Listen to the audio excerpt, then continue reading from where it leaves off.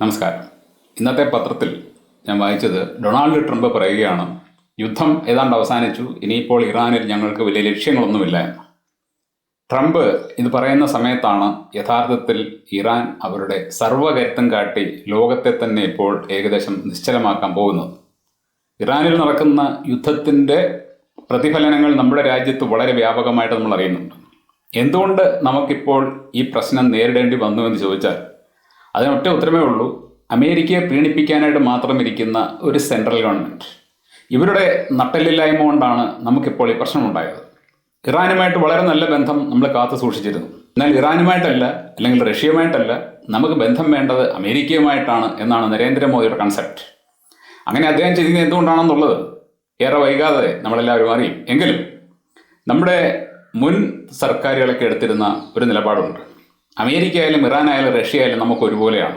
അമേരിക്കയ്ക്ക് യാതൊരു മുൻഗണനയും നമ്മുടെ മുൻ സർക്കാരുകൾ കൊടുത്തിട്ടില്ല. അത് കോൺഗ്രസ് ആയാലും BJP ആയാലും കൊടുത്തിട്ടില്ല. അവർ ഇറാന് കൊടുക്കുന്ന പരിഗണന, റഷ്യയ്ക്ക് കൊടുക്കുന്ന പരിഗണന, ശ്രീലങ്കയ്ക്ക് കൊടുക്കുന്ന പരിഗണനയ്ക്കപ്പുറം അമേരിക്കയ്ക്ക് പരിഗണന കൊടുത്തിട്ടില്ല. എന്നാൽ നരേന്ദ്രമോദി അമേരിക്കയുടെ ഒരു അടിമയെ പോലെയാണ് പെരുമാറുന്നത്. ഈ അടുത്ത സമയത്ത് അത് വളരെ വ്യക്തമായിട്ട് തന്നെ നമുക്ക് മനസ്സിലായി. ഇപ്പോൾ നമ്മൾ രാജ്യത്തുടനീളം LPG ക്ഷാമം നേരിടുകയാണ്. നിരവധി ഹോട്ടലുകൾ ഇപ്പോൾ തന്നെ അടച്ചു പൂട്ടിക്കഴിഞ്ഞു. ഒരുപാട് കാറ്ററിംഗ് സർവീസുകാർ പ്രയാസം നേരിടുന്നുണ്ട്. വീടുകളിലേക്കുള്ള പാചകവാതകം പോലും ബുദ്ധിമുട്ടിലാകുന്ന ഒരു സാഹചര്യത്തിൽ എത്തി നിൽക്കുന്നത് നരേന്ദ്രമോദി സർക്കാരിൻ്റെ അങ്ങേയറ്റത്തെ പിടിപ്പേട് കൊണ്ടും അമേരിക്കൻ പ്രീണനം കൊണ്ടും സംഭവിച്ചതാണ്. ഇറാന് അമേരിക്കയും ഇസ്രായേലും ആക്രമിച്ചപ്പോൾ നമ്മുടെ സർക്കാർ വായ തുറന്ന് ഒരക്ഷരം പറഞ്ഞില്ല. അന്ന് ആ ആക്രമണത്തെ നമ്മുടെ സർക്കാർ ഒന്ന് എതിർത്തിരുന്നെങ്കിൽ, ഒന്ന് അപലപിച്ചിരുന്നെങ്കിൽ തീർച്ചയായിട്ടും നമുക്ക് വേണ്ട എണ്ണയും ഗ്യാസും ഒരു വിഘ്നവും കൂടാതെ ഇവിടെ എത്തിയേനെ. എന്നാൽ ഇറാനെ കൊണ്ട് അതൊന്നും തടയാനുള്ള ശേഷിയില്ലെന്നോ മറ്റോ ആണ് നരേന്ദ്രമോദി ചിന്തിച്ചത്. ഇപ്പോൾ നരേന്ദ്രമോദിക്ക് മനസ്സിലായി, അമേരിക്കയെക്കാളും കരുത്തുറ്റ രാജ്യം ഇറാനാണ്. ട്രംപ് അവിടെ നിന്ന് തടിയുരാൻ ശ്രമിക്കുമ്പോൾ നമ്മൾ കാണുന്ന കാഴ്ച എന്താണ്? Iran straight of Hormuz complete ആയിട്ട് അടച്ചു. ഒരു കപ്പൽ പോലും അതുവഴി പോകുന്നില്ല. ആദ്യം ട്രംപ് പറഞ്ഞു, ഞങ്ങളുടെ നേവി അതിലൂടെ പോകുന്ന കപ്പലുകൾക്കൊക്കെ എസ്കോർട്ട് കൊടുക്കുമെന്ന്. ഇറാൻ പറയുന്ന ധൈര്യമുണ്ടെങ്കിൽ നിങ്ങളുടെ നേവി അയക്ക്, ഞങ്ങളിവിടെ കാത്തിരിക്കുകയാണ്. തുടർന്ന് അമേരിക്കൻ നേവി പറഞ്ഞു, അങ്ങോട്ട് പോകാൻ പറ്റത്തില്ല, പ്രശ്നമാണ്, വലിയ അപകടമാണ് എന്ന് പറഞ്ഞാൽ ഇറാൻ നേവിയെ പേടിച്ച് ഒളിഞ്ഞിരിക്കുന്ന അമേരിക്കൻ നേവി അവിടെ നിന്ന് എടുത്താൽ പൊങ്ങാത്ത വലിയ 1-2 വിമാനവാഹിനി കപ്പലെ കൊണ്ടുവന്ന് നാട്ടുകാരെ എല്ലാം കാണിച്ചു, ഞങ്ങളുടെ പക്കൽ ഇത്രയും വലിയ കപ്പലുണ്ട്. പക്ഷേ എന്ത് പ്രയോജനമാണ്? ഒരു പ്രയോജനവുമില്ല. ഇപ്പോൾ സ്ട്രേറ്റ് ഓഫ് ഹോർമോസ് ഇറാൻ അടച്ചെങ്കിൽ അത് ലോകത്തെ മൊത്തം ബാധിക്കുന്നുണ്ടെങ്കിൽ അതിനൊരു പരിഹാരം കാണാനുള്ള കരുത്തില്ലാത്ത രാജ്യമാണ് അമേരിക്ക. ഈ ഒരു ഘട്ടത്തിൽ അവർ യുദ്ധം തീർന്നു, ഞങ്ങൾ വിജയിച്ചു എന്ന് പറഞ്ഞ് പിന്മാറുമ്പോൾ നമ്മൾ ആലോചിച്ച് നോക്കണം, ഇത്രയ്ക്ക് കഴിവുകെട്ട ഒരു മിലിറ്ററി, ഇത്രയ്ക്ക് കഴിവുകെട്ട ഒരു രാജ്യം ഈ ലോകത്ത് വരെ ഉണ്ടോ? അവർക്ക് തൻ്റെ ഇടവും നട്ടെല്ലും ഉണ്ടെങ്കിൽ ഇപ്പോഴവർ ചെയ്യേണ്ടത് എന്താണ്? അവർ സ്ട്രേറ്റ് ഓഫ് ഹോർമോസിൽ ഇടപെട്ട് അത് തുറക്കാനുള്ള പ്രവർത്തനം നടത്തണം. എന്നാൽ ആ ഏരിയയിലോട്ട് എടുക്കാൻ അവരെ കൊണ്ട് പറ്റുന്നില്ല. ഇപ്പോൾ യൂറോപ്യൻ രാജ്യങ്ങൾ മീറ്റിംഗ് കൂടിക്കൊണ്ടിരിക്കുകയാണ്, എന്താണ് ഇതിന് പരിഹാരമെന്ന് ആലോചിച്ച്. കാരണം എല്ലായിടത്തും ഊർജ്ജ പ്രതിസന്ധി ഉണ്ടായിക്കഴിഞ്ഞു. ഇറാൻ പറയുന്നത് ഇവിടെ നിന്നും 1 ലിറ്റർ എണ്ണ പുറത്തേക്ക് പോകില്ല എന്നാണ്, 1 ലിറ്റർ. എന്നാൽ ചൈനയിലേക്കുള്ള സപ്ലൈ ഇറാൻ നടത്തുന്നുണ്ട്. ഇറാൻ്റെ കപ്പലുകൾ ധാരാളമായിട്ട് അവിടെ നിന്ന് എണ്ണ കയറ്റി പോകുന്നുണ്ട്. മറ്റൊരു രാജ്യത്തിൻ്റെയും കപ്പൽ അതുവഴി കടന്നു പോകാൻ അവർ അനുവദിക്കുന്നില്ല. ഇന്ത്യയുടെ ഇറാനുമായിട്ടുള്ള ഇടപെടൽ പഴയതുപോലെ ആയിരുന്നെങ്കിൽ നമുക്കിപ്പോൾ ഈ പ്രതിസന്ധി ഉണ്ടാവില്ലായിരുന്നു. അതിലേക്ക് ഉപരി നമ്മുടെ പ്രധാനമന്ത്രി അദ്ദേഹം അധികാരത്തിൽ വന്ന ശേഷം കൊണ്ടുവന്ന ഒരു യോജനയാണ് നമ്മുടെ ഗ്രാമങ്ങളിലുള്ള സ്ത്രീകൾക്ക് അല്ലെങ്കിൽ വീട്ടുകാർക്ക്, പാവപ്പെട്ട ആൾക്കാർക്കെല്ലാം തന്നെ ഗ്യാസ് കണക്ഷൻ കൊടുക്കുക എന്നുള്ളത്. നല്ല കാര്യമാണ്. അവർ സാധാരണ മട്ടിൽ വിറകൊക്കെ ഉണ്ടാക്കി, വടക്കേ ഇന്ത്യയിലാണെന്നുണ്ടെങ്കിൽ അവർ പശുവിൻ്റെ ചാണകം എടുത്ത് ഉണക്കി അതാണ് ഇന്ധനമായിട്ട് ഉപയോഗിക്കുന്നത്. അത് അവർ ശീലിച്ചു വന്നിരുന്ന ആൾക്കാരാണ്. എന്നാൽ അവരെയൊക്കെ അതിൽ നിന്നും പിടിച്ച് ഈ ഗ്യാസിലേക്ക് കൊണ്ടുവന്നു, നിങ്ങൾ ഗ്യാസ് ഉപയോഗിക്കണം. അദ്ദേഹം അതിലേക്ക് കൊണ്ടുവന്ന് അവരോടുള്ള സ്നേഹം കൊണ്ടൊന്നുമല്ല, കച്ചവടത്തിന് വേണ്ടി തന്നെയാണ്. കൂടുതൽ, അതായത് പെട്രോളിയം കമ്പനികൾക്ക് കൂടുതൽ ബിസിനസ് കിട്ടാൻ വേണ്ടി കൂടുതൽ കസ്റ്റമേഴ്സിനെ ഉണ്ടാക്കുക, ആ ഒരു ലക്ഷ്യം വെച്ചാണ് കൊണ്ടുവന്നത്. എന്ത് തന്നെ ആയിക്കോട്ടെ, അത് നല്ലതോ മോശമോ എന്ത് തന്നെ ആയാലും ശരി. അങ്ങനെ അത് തുടങ്ങിയപ്പോൾ അദ്ദേഹം ഉറപ്പാക്കേണ്ട ഒരു കാര്യമായിരുന്നു, നമുക്ക് ഇടതടവില്ലാതെ ഗ്യാസിൻ്റെ സപ്ലൈ ഉണ്ടായിരിക്കണം. ഗ്യാസ് സപ്ലൈ നിന്ന് കഴിഞ്ഞാൽ ആൾക്കാർ എങ്ങനെ കുക്ക് ചെയ്യും? ഇന്നലെ വരെ ചാണകം ഉണക്കി അല്ലെങ്കിൽ വിറക് പെറുക്കി വെച്ച് തീ കത്തിച്ചുകൊണ്ടിരുന്ന പാവപ്പെട്ട വീട്ടിലെ ആൾക്കാർ പോലും ഇപ്പോൾ ഗ്യാസ് നോക്കിയിരിക്കുകയാണ്. അവർ ശീലിച്ചു പോയി ഗ്യാസ് കത്തിക്കുന്നത്. ഗ്യാസ് വന്നെങ്കിൽ അവരുടെ വീട്ടിൽ ആഹാരം പാചകം ചെയ്യാൻ പറ്റുകയുള്ളൂ. പണ്ട് വിറക് കത്തിച്ച് അടുപ്പ് കത്തിച്ചിരുന്ന ഹോട്ടലുകാർ മുഴുവൻ ഗ്യാസിലേക്ക് മാറി. അവർക്കിപ്പോൾ ഗ്യാസ് കിട്ടാത്തത് കൊണ്ട് ഹോട്ടൽ നടത്താൻ പറ്റുന്നില്ല, കാറ്ററിംഗ് സർവീസ് മുമ്പോട്ട് പോകുന്നില്ല. അങ്ങനെ നമ്മുടെ രാജ്യം ഏതാണ്ട് നിശ്ചലമാകുന്ന ഒരു അവസ്ഥയിലേക്ക് എത്തിപ്പെട്ടത് ഈ സർക്കാരിൻ്റെ ദീർഘവീക്ഷണമില്ലായ്മയും അതുപോലെ തന്നെ അമേരിക്കൻ പ്രീണനം മൂലവും സംഭവിച്ചതാണ്. നിങ്ങൾക്കറിയാം, റഷ്യയുടെ പക്കൽ ധാരാളം ഗ്യാസ് ഉണ്ട്, ധാരാളം പെട്രോളിയം ഉണ്ട്. അവരുടെ പക്കൽ നിന്ന് നമുക്ക് സാധനം വാങ്ങാൻ യാതൊരു കുഴപ്പമുണ്ടായിരുന്നില്ല. എന്നാൽ അമേരിക്ക നമ്മുടെ മോദിയോട് പറഞ്ഞു, അവിടെ നിന്ന് വാങ്ങിക്കഴിഞ്ഞാൽ ഞങ്ങൾ നിങ്ങൾക്ക് തീരുവ ചുമത്തും, ഞങ്ങൾ അത് ചെയ്യും ഇത് ചെയ്യും. അത് കേട്ടപ്പോഴത്തേക്ക് ഈ മനുഷ്യൻ പേടിച്ചിട്ട് റഷ്യയിൽ നിന്നുള്ള ഓയിൽ ഇറക്കുമതി വെട്ടിക്കുറയ്ക്കാൻ തുടങ്ങി. ഇപ്പോൾ മിഡിൽ ഈസ്റ്റിൽ നമുക്ക് എണ്ണ കിട്ടാത്ത ഒരു സാഹചര്യം വന്നപ്പോൾ നാണം കെട്ട് വീണ്ടും റഷ്യയുടെ മുമ്പിലേക്ക് ചെല്ലേണ്ടി വന്നു.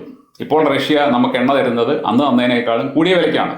ഇപ്പോൾ ഏതാണ്ട് $4-5 ഒരു ബാരലിന് കൂട്ടിയാണ് റഷ്യ വാങ്ങുന്നത്. നേരെ മറിച്ച് നമ്മൾ അമേരിക്കയുടെ വാക്ക് കേട്ട് വെട്ടിക്കുറയ്ക്കാതെ ഇരുന്നെങ്കിൽ നമുക്ക് ഇഷ്ടം പോലെ ഓയിലും ഇഷ്ടം പോലെ LPGയും റഷ്യയിൽ നിന്ന് കിട്ടിയേനെ. ചുരുക്കി പറഞ്ഞാൽ ഇതാണ്, നമ്മുടെ രാജ്യം ഇപ്പോൾ ഭരിച്ചുകൊണ്ടിരിക്കുന്ന ആൾക്കാർ ഈ അമേരിക്കയെ പോലെ തന്നെ കഴിവുകെട്ട ഒരു ഭരണകൂടമാണ്. ഈ അമേരിക്ക ഇറാനിലേക്ക് വന്ന് ഇറാനെ ഇപ്പോൾ ഞങ്ങൾ തീർക്കുമെന്ന് പറയാൻ തുടങ്ങിയ യുദ്ധം, ഇറാൻ അവരുടെ ഗീറുകൾ മാറ്റി ഇപ്പോൾ അവർ ലോകത്തെ തന്നെ നിശ്ചലമാക്കുന്ന ഒരവസ്ഥയിലേക്ക് എത്തിയപ്പോൾ അവരിട്ടിട്ട് ഓടാൻ പോവുകയാണ്. ഇപ്പോൾ ഇറാൻ പറഞ്ഞിരിക്കുന്ന കാര്യങ്ങൾ കൂടുതൽ രൂക്ഷമായിട്ടുള്ള ഒരു യുദ്ധത്തിലേക്കാണ് പോകുന്നത് നമുക്ക് സൂചന നൽകുന്നുണ്ട്. അതായത് ഞാൻ നേരത്തെ സൂചിപ്പിച്ചതുപോലെ ആദ്യം അവർ ടാർഗറ്റ് ചെയ്യുന്നത് അമേരിക്കയുടെ ആർമി ബേസുകളെ മാത്രമായിരുന്നുവെങ്കിൽ ഇപ്പോൾ അവർ ടാർഗറ്റ് ചെയ്യുന്നത് അമേരിക്കയുടെ മിഡിൽ ഈസ്റ്റിലുള്ള എല്ലാ സ്ഥാപനങ്ങളെയുമാണ്, ബാങ്കുകൾ ഉൾപ്പെടെ വരെ. ദുബായ്ക്കൊക്കെ ഇത് വലിയ പ്രശ്നമുണ്ടാക്കും. കാരണം ദുബായിൽ ഒരുപാട് അമേരിക്കൻ സ്ഥാപനങ്ങളുണ്ട്. ഗൂഗിൾ, മൈക്രോസോഫ്റ്റ്, സിറ്റി ബാങ്ക് തുടങ്ങി അമേരിക്കയുടെ ഏതെല്ലാം സ്ഥാപനങ്ങൾ മിഡിൽ ഈസ്റ്റിൽ എവിടെയെല്ലാം ഉണ്ടോ, ഇസ്രായേലിലായാലും ഗൾഫിലായാലും ഏത് രാജ്യത്തായാലും അതെല്ലാം ഞങ്ങൾ ടാർഗറ്റിലുണ്ടെന്നും പൊതുജനങ്ങളാരും തന്നെ അതിൻ്റെ 1 കിലോമീറ്റർ ചുറ്റളവിൽ വരാൻ പാടില്ല എന്നും ഇറാൻ അന്ത്യശാസനം പുറപ്പെടുവിച്ചു കഴിഞ്ഞു. എന്ന് പറഞ്ഞു കഴിഞ്ഞാൽ മിഡിൽ ഈസ്റ്റിൽ യുദ്ധം ഇപ്പോൾ കനക്കാൻ പോവുകയാണ്. ഇത്തരത്തിൽ ലോകത്തെ ആളിക്കത്തിക്കുന്ന ഒരു സാഹചര്യത്തിലേക്ക് തള്ളിവിട്ടിട്ട് ട്രംപ് തടിയൂരി രക്ഷപ്പെടാൻ പോവുകയാണ്. ശരിക്കും പറഞ്ഞു കഴിഞ്ഞാൽ ഇയാൾ ചെയ്തിരിക്കുന്നത് വളരെ വലിയൊരു ക്രൈമാണ്. ഈ ലോകത്തുള്ള സകല ആൾക്കാരെയും ദുരിതത്തിലേക്ക് തള്ളിവിട്ടുകൊണ്ട് അയാൾ അവിടെ നിന്നും യുദ്ധം ജയിച്ചു എന്ന് പറഞ്ഞ് പോയി കഴിഞ്ഞാൽ ഇയാളോട് പകരം ചോദിക്കേണ്ടത് മറ്റു രാജ്യങ്ങളാണ്. കാരണം ഇയാൾ എന്തിനു വേണ്ടിയാണ് ഇങ്ങോട്ട് യുദ്ധം ചെയ്യാൻ വന്നത്? യുദ്ധം ചെയ്യാമെന്ന ലക്ഷ്യങ്ങൾ എന്തെങ്കിലും സാധിച്ചോ? ഇപ്പോൾ ഇറാൻ സംഹാരതാണ്ഡവം ആടാൻ തുടങ്ങുമ്പോൾ അവരെ പിടിച്ചു കെട്ടാൻ ഇവരെ കൊണ്ട് എന്തുകൊണ്ട് സാധിക്കുന്നില്ല? എന്താണ് ഇതിന് പോംവഴി? അപ്പോൾ ശരിക്കും നമ്മൾ മനസ്സിലാക്കുന്ന ഒരു കാര്യമാണ്, ഇറാൻ നേരത്തെ പറഞ്ഞിരുന്ന കാര്യങ്ങൾ എന്തൊക്കെയാണോ അതെല്ലാം ശരിയായിരുന്നു. അവർ പറഞ്ഞു, ഞങ്ങൾ സമാധാനകാംക്ഷികളാണ്, ഞങ്ങൾ ഒരാളോടും അങ്ങോട്ട് യുദ്ധം ചെയ്യാൻ പോവില്ല, പക്ഷെ ഞങ്ങളെ ഇങ്ങോട്ട് ആക്രമിച്ചു കഴിഞ്ഞാൽ പിന്നെ ഞങ്ങളുടെ തിരിച്ചടി നിങ്ങൾ പ്രതീക്ഷിക്കുന്നതിനപ്പുറമായിരിക്കും. അന്ന് ഇറാൻ അത് പറഞ്ഞപ്പോൾ അതൊരു കോമഡി ആയിരിക്കുമെന്നാണ് പലരും കരുതിയത്. എന്നാൽ ഇപ്പോൾ അവർക്ക് മനസ്സിലായി, ഇറാൻ വിചാരിച്ചു കഴിഞ്ഞാൽ അക്ഷരാർത്ഥത്തിൽ ഈ ലോകത്തെ തന്നെ നിശ്ചലമാക്കാൻ പറ്റും എന്നുള്ളത്. നമ്മുടെ സർക്കാരിന്, അതായത് നരേന്ദ്രമോദിക്കൊക്കെ നല്ല ഒരു വിലയും നിലയും ഉണ്ടായിരുന്ന കാലമുണ്ടായിരുന്നു. അദ്ദേഹം ഒന്ന് ഇടപെട്ടിരുന്നെങ്കിൽ ഈ പ്രശ്നം തീരുന്ന ഒരു സാഹചര്യം ഉണ്ടായിരുന്നു. എന്നാൽ അദ്ദേഹം അതെല്ലാം കളഞ്ഞു കുളിച്ചു. അദ്ദേഹം അമേരിക്കയുടെ ദാസനായിട്ട് മാറിയതോടെ ഇറാന്റെ കണ്ണിൽ അദ്ദേഹത്തിന്റെ വില കുറഞ്ഞുപോയി. റഷ്യയുടെ മുമ്പിലും നമ്മുടെ രാജ്യത്തിന്റെ വില വളരെയധികം നഷ്ടപ്പെട്ടിരിക്കുകയാണ്. നമുക്ക് എങ്ങു നിന്ന് എണ്ണ കിട്ടാതെ വന്നപ്പോൾ നമ്മൾ വീണ്ടും അങ്ങോട്ട് പോയെങ്കിൽ അത് നമ്മുടെ ഗതികേടിനെയാണ് കാണിക്കുന്നത്, നമ്മുടെ നയതന്ത്ര പരാജയത്തെയാണ് അത് കാണിക്കുന്നത്. എന്തു തന്നെയായാലും ശരി, ഇറാൻ ഇപ്പോൾ നടത്തിക്കൊണ്ടിരിക്കുന്ന യുദ്ധവ്യാപനം അത് വളരെ ദൂരവ്യാപകമായിട്ടുള്ള പ്രശ്നങ്ങൾ ഉണ്ടാക്കും. മിഡിൽ ഈസ്റ്റിൽ ജീവിക്കുന്ന ആൾക്കാർക്ക് മാത്രമല്ല, ഇവിടെ ജീവിക്കുന്ന ആൾക്കാർക്ക് വരെ അത് വലിയ പ്രശ്നമായിട്ട് മാറും എന്ന് ഈ യുദ്ധത്തിന് നമ്മുടെ രാജ്യത്തിരുന്നുകൊണ്ട് മുറവിളി കൂട്ടിയിരുന്ന ഇസ്രായേലി അമേരിക്കൻ ഭക്തരോട് ഞാൻ അന്നേ പറഞ്ഞിരുന്നതാണ്. ഇവർ വിചാരിക്കുന്ന പോലെ അമേരിക്ക ഇറാനുമായിട്ട് യുദ്ധം ചെയ്താൽ അത് ഇറാൻ നേരിടുന്ന ഒരു പ്രശ്നമായിരിക്കില്ല, മറിച്ച് ഏറ്റവും കൂടുതൽ പ്രശ്നം നേരിടുന്നത് നമ്മൾ മലയാളികളായിരിക്കും എന്ന് ഞാൻ പറഞ്ഞിരുന്നു. നമ്മൾ മലയാളികൾ ഇവിടെ മാത്രമല്ല, കേരളത്തിൽ ജീവിക്കുന്ന മലയാളികൾ മാത്രമല്ല, ഗൾഫിൽ ജീവിക്കുന്ന മലയാളികൾ, ലോകത്തിന്റെ വിവിധ ഭാഗങ്ങളിലുള്ള മലയാളികൾ, അതും കൂടാതെ ഇപ്പോൾ അതിനപ്പുറത്തേക്ക് പോയിട്ട് ഇന്ത്യക്കാർ മൊത്തം നേരിടുന്ന ഒരു പ്രശ്നമായിട്ട് മാറിയിരിക്കുകയാണ്. ഇന്ത്യക്കാർ മൊത്തമല്ല, പാകിസ്ഥാൻ ദുരിതത്തിലാണ്, യൂറോപ്പ് ദുരിതത്തിലാണ്, ഈവൻ അമേരിക്ക പോലും ഇതിന്റെ പ്രത്യാഘാതങ്ങൾ നേരിട്ടുകൊണ്ടിരിക്കുകയാണ്. ഇത്തരത്തിൽ ലോകത്തെ എത്തിച്ച ഡൊണാൾഡ് ട്രംപ് എന്ന് പറയുന്ന അമേരിക്കൻ പ്രസിഡന്റ് ലോകം കണ്ട ഏറ്റവും കഴിവുകെട്ട ഭരണാധികാരിയായിട്ട് മാറിയിരിക്കുകയാണ്. ലോകം കണ്ട ഏറ്റവും ഭീരുവായ ഭരണാധികാരിയായിട്ട് മാറിയിരിക്കുകയാണ്. ലോകം കണ്ട ഏറ്റവും ബുദ്ധികെട്ട ഭരണാധികാരിയായിട്ട് മാറിയിരിക്കുകയാണ്. അങ്ങേർക്ക് ഞാൻ ഈ പറഞ്ഞ ഏതെങ്കിലും ഒരു ക്വാളിറ്റി ഉണ്ടായിരുന്നെങ്കിൽ, അതായത് ധൈര്യമോ ബുദ്ധിയോ കഴിവോ എന്തെങ്കിലും ഉണ്ടായിരുന്നെങ്കിൽ ഇപ്പോൾ ഇറാനിൽ നടന്നുകൊണ്ടിരിക്കുന്ന അല്ലെങ്കിൽ മിഡിൽ ഈസ്റ്റിൽ നടന്നുകൊണ്ടിരിക്കുന്ന പ്രശ്നം പെട്ടെന്ന് പരിഹരിക്കാൻ കഴിയണമായിരുന്നു. അമേരിക്കയ്ക്ക് ഇപ്പോൾ ചെയ്യാൻ പറ്റുന്ന ഒറ്റ കാര്യം മാത്രമേ ഉള്ളൂ, ഞങ്ങൾ യുദ്ധം നിർത്തി എന്ന് പറഞ്ഞ് പോവുക. പക്ഷേ അവർ യുദ്ധം നിർത്തിയാലും ശരി, ഇറാൻ യുദ്ധം നിർത്താൻ പോകുന്നില്ല. ഇറാനെ കൊണ്ട് യുദ്ധം നിർത്തിക്കാൻ എന്താണ് വഴി? ആ വഴിയാണ് ഇനി ലോകം നോക്കേണ്ടത്. Thank you.